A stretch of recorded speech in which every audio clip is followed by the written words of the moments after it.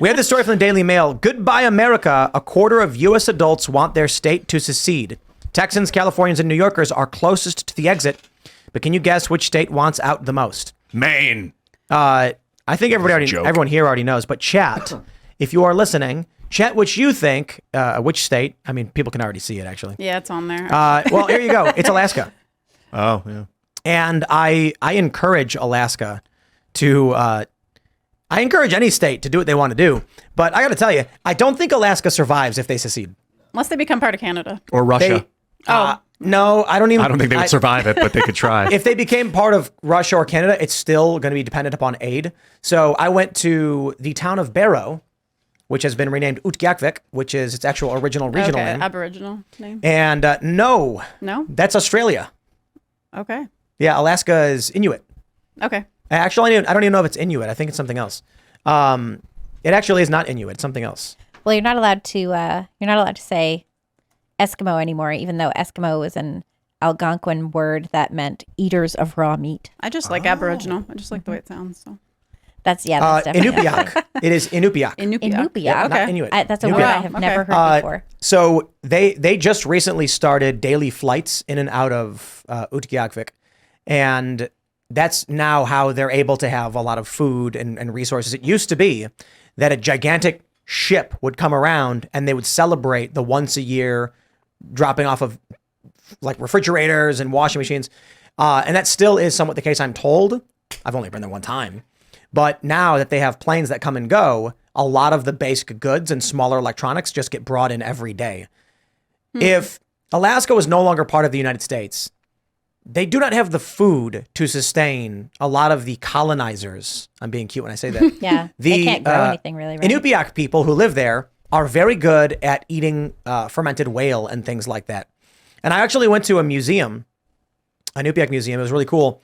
They burrow into the permafrost, which creates a permanent refrigerator freezer. And they chop up the whale and throw the chunks in, and they eat it throughout the year. Wow. It's pretty wild. I think they were saying something like they need a whale every month and a half. Okay. And that's their food. It's like you wake up, whale. Lunch, whale. Dinner, whale. It's just whale all day. Whale all day. The whalers. And the funny what about thing veggies is, and stuff? They don't need there's no veggies up there. Lichen. I think it's all mud. But there's no trees. I think the Arctic Circle has no trees. In Barrow, there's no trees. Now, okay, don't get me wrong. Anchorage, there actually is in Alaska a massive growing season, and so they end up having the biggest fruits imaginable. So, like a lot of the record fruit because they have that massive sunlight for a really long period of time in the summer. But they're heavily dependent on the United States for goods being shipped in. They will figure it out. Don't get me wrong, Alaskans are doing, but I don't think their current levels could be sustained if they were to secede. Anyway, more to the point, everybody wants their state to leave. Do the math. Someone's going to have to go through each state, calculate the amount of people in each state.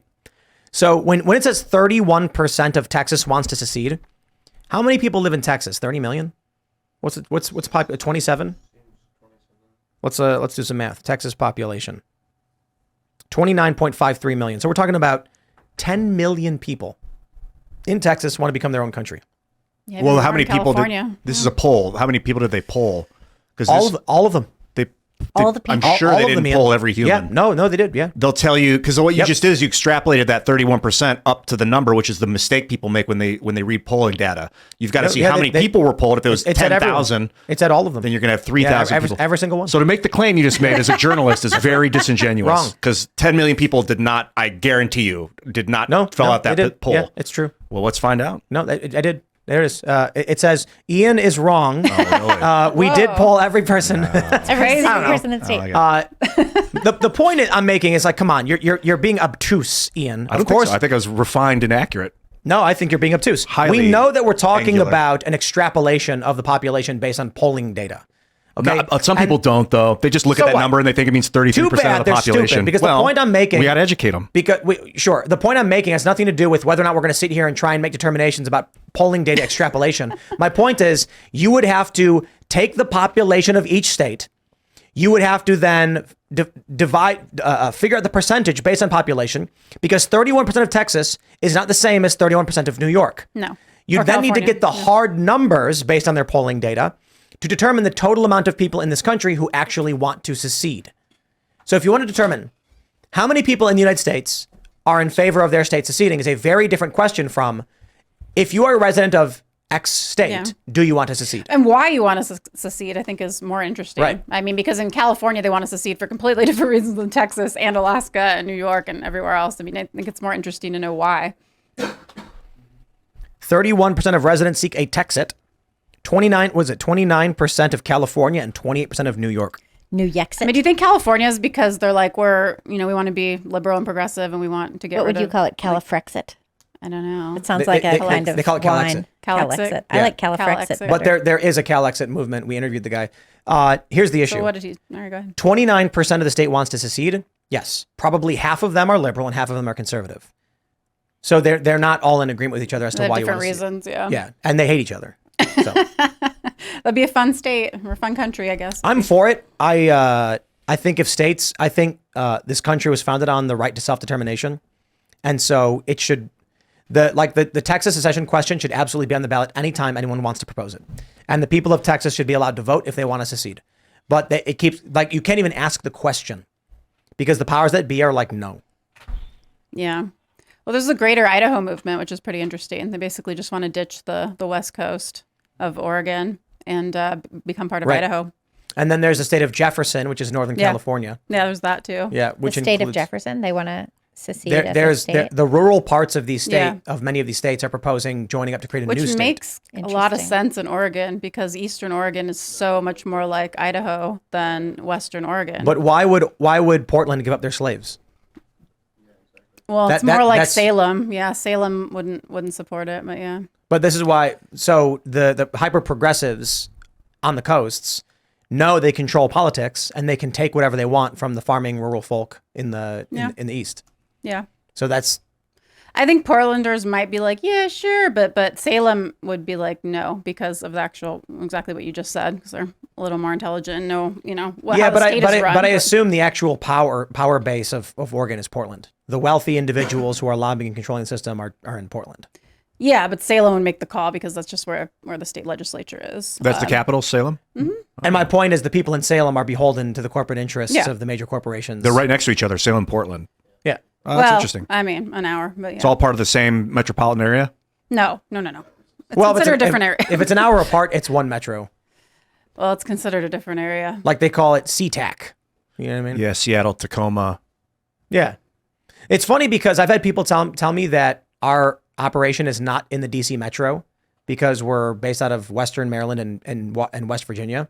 And I'm like, yeah, we're like we're between an hour and 50 minutes from DC. Mm-hmm. So it's DC metro. And they're like, no, it's not. Like you're in a different state. And I'm like, yeah, Gary, Indiana is DC metro. It's Chicago metro. And you're in Chicago, you're closer to like Gary, Indiana or North Chicago, Indiana than you are to St. Charles or Geneva, which are like an hour to an hour and a half drive. I don't know. My Uber driver didn't want to come out here last night. He was like, well, we don't have Uber out here. Well, it's very hard from the airport. Did they cancel on you multiple times waiting for an Uber? No, he did it. He just groaned. He just like looked and pulled it up. You know, they pull it up where you're going. He's just like, he didn't look beforehand. Yeah, they'll be like, the driver's accepted. A driver is canceled. A driver is accepted. A driver is canceled. This is why we have 3 drivers, and so we provide travel for all of our guests. Well, I got an Uber, so Ubers don't exist out here, and so we always get people who are like, "I'll come by. I'll just get an Uber. I'm leaving." Like, no, you won't. Nope. There's no such thing. If you go to the casino, you'll get an Uber though. So that's like the only place to get an Uber. Like you can get an Uber to the casino and back usually. It's kind of wild that I think it was the casino thing in this country is really recent, and most people, I think millennials aren't really cognizant of this because I wasn't old enough to go to casinos, and then by the time I was old enough, casinos had been legalized and were opening up everywhere. Mm-hmm. So it's pretty wild to think that for a while it was Native American reservations. As of like the late 70s and the 80s, it was Seminole in Florida that filed the lawsuit. And then it was Morongo, I think, in California, where it was, I think Seminole opened bingo halls. And then the state came and arrested them. And then they argued, we're sovereign. We're federally regulated, not state regulated. And the federal government was like, yep, like the federal government jumped at the chance to seize power over the states. They sure did. And now and it's like half of Oklahoma or something. Yeah, that's crazy. And now you've got all these Native American casinos, but these are relatively new. But now we've got Maryland. Maryland's got, holy crap. Maryland's got National Harbor, Horseshoe. It's got Rocky Gap. What am I missing? It's got Perryville. I'm probably missing. There's 4 casinos in Maryland. Are these state ones? Are those state of Maryland state casinos? Of Maryland yep. casinos. Yeah. That's crazy. I've only been over to National Harbor. Yep, that's Maryland. Just it's in National Harbor, Maryland. Yeah. Then you've got Baltimore. Then you've got Perryville, Maryland, and then you've got Rocky Gap, which is just outside of Cumberland. Maryland went full steam. The crazy thing is, New York's going to get one in Manhattan. In Times Square, a Caesars. In Times Square, so they're going to Caesars Times Square. You know what they're going to do? They're going to. That's like a reversal of Giuliani's cleaning up Times Square. They're just like, you know what? Let's make it nasty again. There's like 1,000 National Guard in the subway, and you don't think there's going to be like a lot more hookers and stuff in Times Square? Well, I think it'll turn into higher end hookers in Times Square because it's going to pull back some of that business from Queens. Look, National Harbor. It's crazy. There's crime there, but everything is shinier. So it's shiny crime. It gets rid of this. It'll get rid of this upscale crime. It does. It gets rid of the scuzz and replaces it with like mafia style stuff. Yeah, you're more likely to get laundering. And apparently there was like last year, 3 guys were doing some scheme in the poker room, where they were tapping to each other the cards they had, so they could con out the other players. That's the kind of crime you get. And you do get stabbings. But you get way more stabbings right now. Yeah. On the subway system in New York. Right. Wow. I think putting a Caesars in Times Square is a culturally bad thing, but our culture is sick. So it's actually going to be a net improvement. It might be, but it won't be a net improvement over what it was 5 years ago. 5 years You're talking about a casino 6 years ago? in Times Square? Yeah. Maybe 10. New York like City. After Giuliani cleaned everything up, it got real nice. And then Bloomberg made it even nicer. And then it went downhill under de Blasio. Yeah. Really tanked. De Blasio is an evil guy. He is. He's a very terrible, disgusting man. Yeah. Did he do it in with economics?